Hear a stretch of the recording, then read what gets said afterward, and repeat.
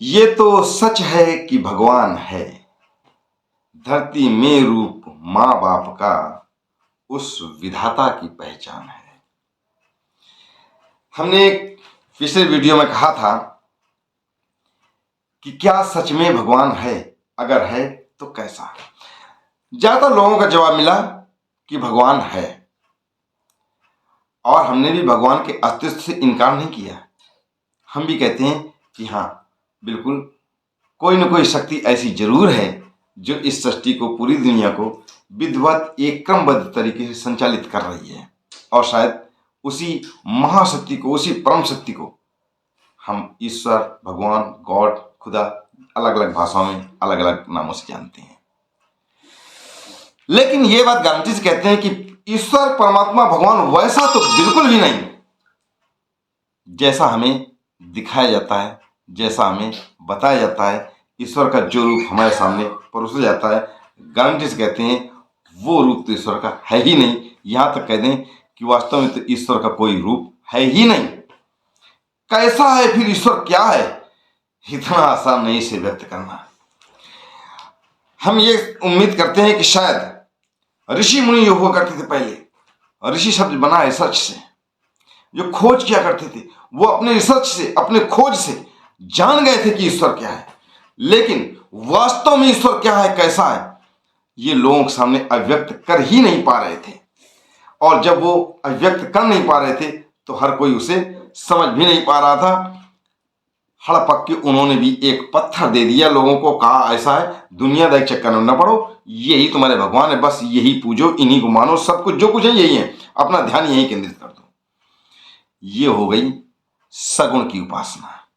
लेकिन वास्तव में ईश्वर क्या है, सूरदास जी ने चंद शब्दों में उन्हें व्यक्त करने की कोशिश की कि अवि गति गति कछु कहत न आवे, यानी उस ईश्वर की गति कहीं ही नहीं जा रही है। ज्यों गूंगे मीठे फल को रस अंतर्गत ही भावे।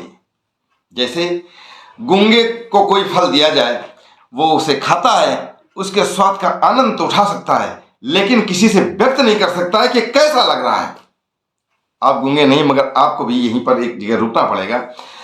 अगर आप किसी ऐसे लोक में चले जाएं, कल्पना कीजिए कि ऐसे लोक में चले जाएं जहां इंसान तो हो लेकिन वहां मिर्चें न होते हों, और उस इंसान से बातचीत करते करते आप बताएं कि धरती में हमारे यहाँ मिर्चे होते हैं, और वो आपसे पूछते कि यार मिर्चे कैसे होते हैं, तो आप कह देंगे मिर्चे कड़वे होते हैं।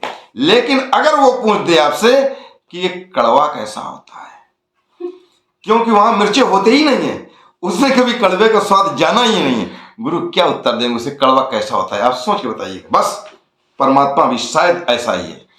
उसका, जिसने परमात्मा को पा लिया, जिसने परमात्मा को जान लिया, वो तो महसूस कर सकता है, लेकिन वो किसी को बता नहीं सकता है, कह नहीं सकता है किसी से। ठीक इसी प्रकार से ज्यों गूंगे मीठे फल को रस अंतर्गत ही भावे।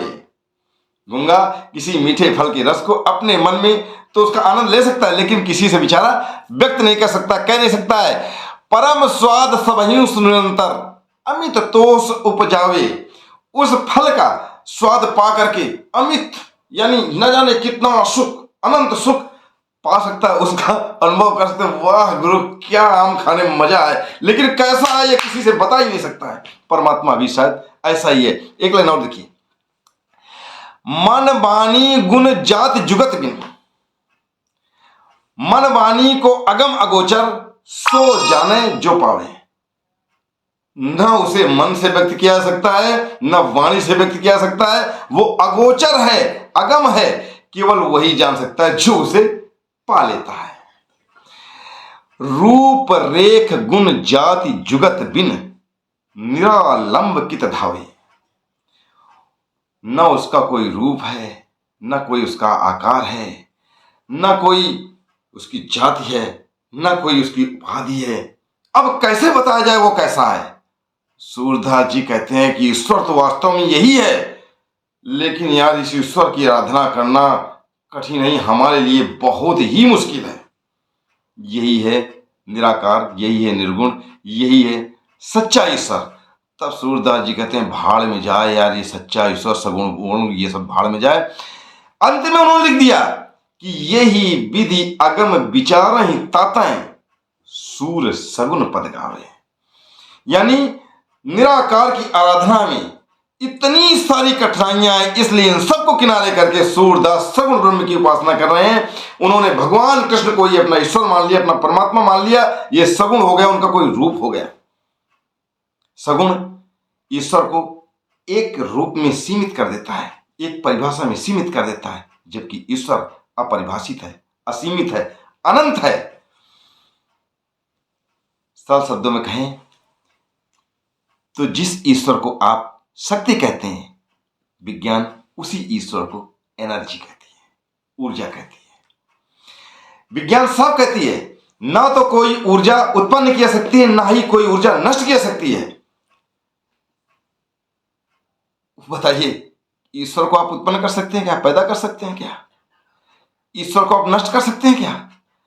बस ऊर्जाओं का रूप बदला जा सकता है, ये विज्ञान कहती है। यानी एक ऊर्जा को दूसरी ऊर्जा में कन्वर्ट किया जा सकता है। बस ऐसा ही है, जब जरूरत पड़ी तो भगवान विष्णु ने राम का अवतार ले लिया, रूप बदल गया, एक ऊर्जा का रूप बदल गया। भगवान विष्णु की जरूरत पड़ी तो कृष्ण का अवतार ले लिया, एक रूप बदल लिया। यानी ऊर्जाओं का रूप बदल सकते हैं, लेकिन ऊर्जाओं को नष्ट नहीं किया जा सकता है। दोस्तों, ईश्वर को स्पष्ट करना, ईश्वर को व्यक्त करना इतना आसान नहीं है, इसे समझना पड़ेगा हमें, आपको, सबको। चलो दोस्तों, आज की वीडियो में इतना ही।